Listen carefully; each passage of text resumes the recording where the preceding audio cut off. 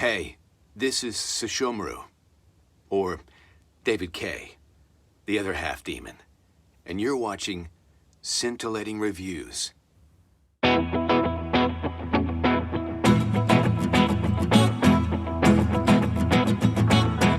Oh my god, this was a big surprise. You have no idea how long I've been holding on to that one. I am so sorry I couldn't say anything. I wanted this to be a big surprise for all of you guys. Aloha.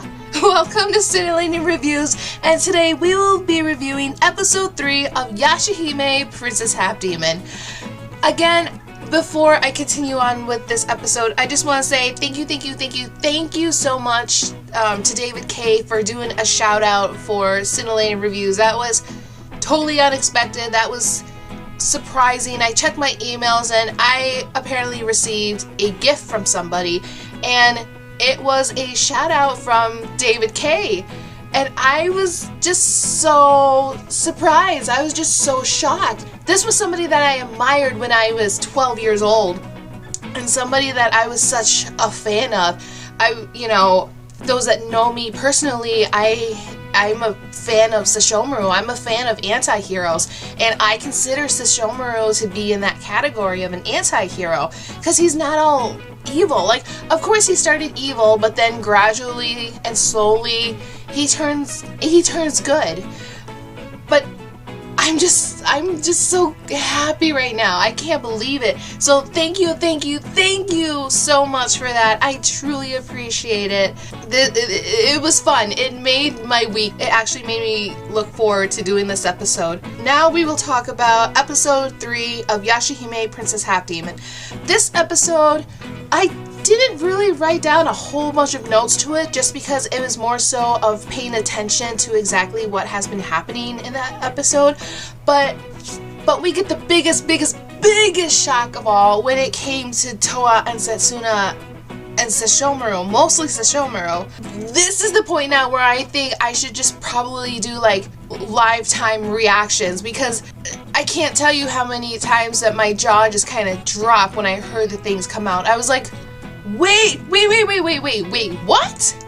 This episode will be in the style of a podcast, so if you want to minimize my videos while listening to me while doing something else, that is totally fine. I won't be offended. Please be forewarned, especially in this episode specifically, or any other episode, that spoiler alert is now in effect.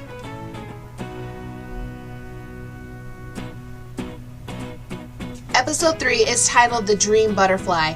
Last time we see Setsuna, Mohora, and the demon Mr. Centipede get moved over into the modern era. And Towa's sword broke, and Mohora and Setsuna are weakened with being in the new era. And it's just something that affected them and not so much as Towa. With the silver pearl in Towa's eyes, Mohora mentioned to us that Towa has created something called the Demon Energy Blade, and it just kind of filled in the empty slot with the sword, and Towa was able to make injury with the Demon Centipede. And although she made injury to the centipede, it unfortunately did not do severe damage, as it was still going. And it was ready to target Mei, Kagome's mom, Kagome's grandfather. But Setsuna comes with her weapon and she saves the family. And we just kind of get a few minutes of a scene where Towa, she's trying so hard to get Setsuna to remember her, but to no avail. She's saying, I don't know who you are. As far as I know, I'm the only child. So she's definitely lost her memory of Towa.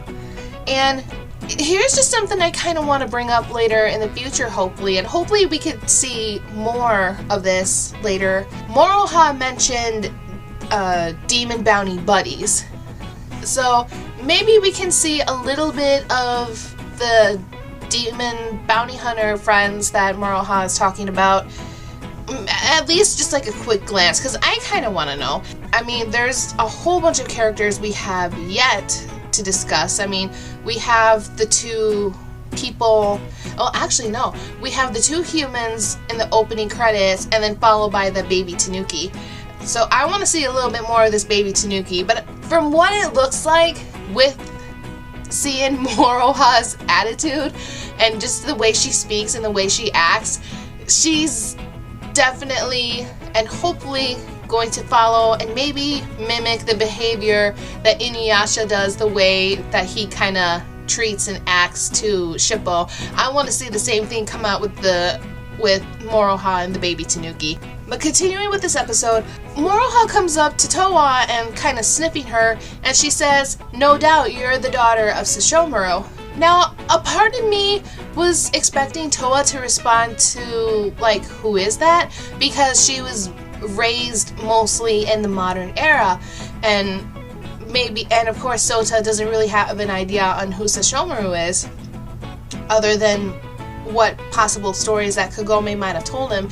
That was expected, but when Moroha brought that question to Setsuna, she said, "Don't know, never heard of him, I don't know him." I was like, wait a minute. So that means Setsuna and Towa have never been raised by Sesshomaru, or whoever the human mother is. That's 100% confirmation right there that Towa and Setsuna have never been raised by both of their parents. We get that right there on the spot. And when the Demon Slayers and Kohaku all went to Kaede's home just to kind of talk a little bit more about what was happening, Kaede said that Setsuna was the daughter of Sesshomaru, and she mentioned 14 years ago Sesshomaru came with his newborns, and we're into the point now where both Setsuna and Towa are into this rite of courage and cowardice. So what the rite of courage and cowardice is, it's kind of the same point where lions would push their cubs over a mountain cliff, and they would only care and race for the ones that are willing and wanting to climb back up. So I'm assuming that's exactly what happened with Setsuna and Towa, and Setsuna obviously made it, and she returns back to Kaede, grown up a little bit, and she's got the boa now wrapped around her chest and her neck, and she says, "I will be under your care for a while." Okay. But at the same time, she's never met Sesshomaru. So where did she get the boa from? Maybe it's something that he left behind for her. My face, man. You should have just seen my face. I think from now on, I should just be doing real-time reactions. If that's something I should do, let me know in the comments below. The only reason why I do podcast video styles is because it's easier for me. Moving on forward with the episode, we go back to the present time where this root demon by the name of Hitokun, it's like a parasite. And at first it latches itself onto Towa, and it's unleashing Towa's demonic energy. We have a small back and forth fight with Setsuna and Towa, and the Hitokun jumps off Towa and it bounces onto Mei, who is quote-unquote the little sister of Towa. She's Sota's daughter. I kind of like it where Towa just hugs on to Mei, and Mei has a rock in her hand, but being a little girl that she is, she doesn't have a strong energy like us, or, with her being a human child. She just lightly taps on Towa. This is where we see a new power from Setsuna, and I kind of like this power. I like the way it looks. It's called Moon of the Resting Moth. Essentially, it's just like a sleeping powder, and it put everybody on scene to sleep with the exception of Setsuna and Moroha. And what kind of surprised me is heading back to Kaede's village one more time for the episode, she mentioned a Roothead, and Roothead was able to absorb the abilities of the Tree of Ages, which is how Moroha, Setsuna, and the Demon Centipede were able to cross over into the other world. What I found kind of interesting is when Setsuna mentions that she can't sleep, she said it in the idea of, well, we're in the Warren era. When you sleep, you're not on guard. But I kind of like how quick Mohora was able to pick up on Setsuna that it's not that she won't sleep, it's that she can't sleep. And this is where we get the same information about the Butterfly of Dreams, where the Butterfly of Dreams escaped from the dream world and onto the real world, and it affected Setsuna to the point where she can't sleep and she can't even dream. And the last thing we see is Toa gets out of bed and she calls out Setsuna. This is the end of Yashahime, Princess Half Demon, episode 3. It was a ride. I'm still kind of in shock with Sesshomaru having both Toa and Setsuna perform the rite of courage and cowardice. My husband kind of overheard me and he goes, well, that's demons for ya. And that, he's kind of right on that. I mean, in a way, I think it is just a demon rite. I mean, I'm pretty sure Sesshomaru did the exact same thing when he was growing up and when he was younger. And the one thing that I can kind of feel a hint of empathy for is Setsuna, because Mohora mentioned that Setsuna is a half demon, and I can tell that Setsuna is kind of bothered by it. Unlike Inuyasha, where he's like, yeah, so I'm a half demon, what of it? Setsuna, I think, takes it with a grain of salt, just because with her being part human, her powers are halved. And where Toa, she's just kind of a little bit on the confused side, so she doesn't really have an idea of it. That's not right. I'm sure she has an idea of it, but she doesn't have like the full definition of it, unlike Setsuna and Mohora. I had a fun time with this episode. This episode did give me a lot of what the hell moment, or why would this happen?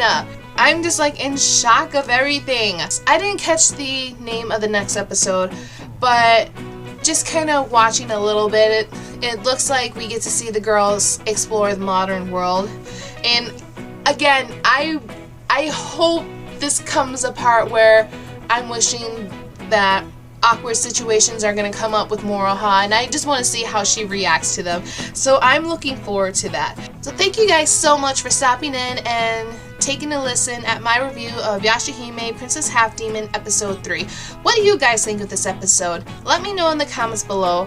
Like this video, subscribe to Cyntillating Reviews, help me make it grow. I want to see something come out of this. This is a fun ride of Yashahime and I can't stop. I'm on a rolling ball and I really don't want to stop.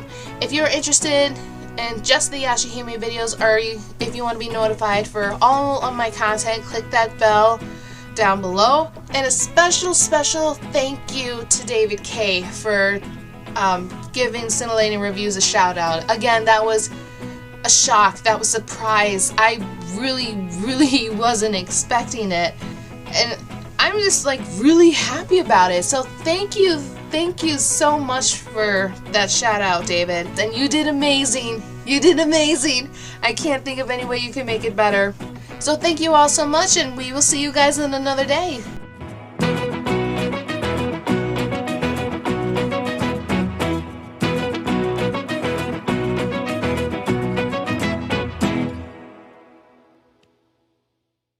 Our simplest prevention is our biggest protection. Take care of yourselves and others as you practice social distancing, washing hands, and staying at home. Let's get better by starting to make our world better to reduce the spread of COVID-19. See you later on another day.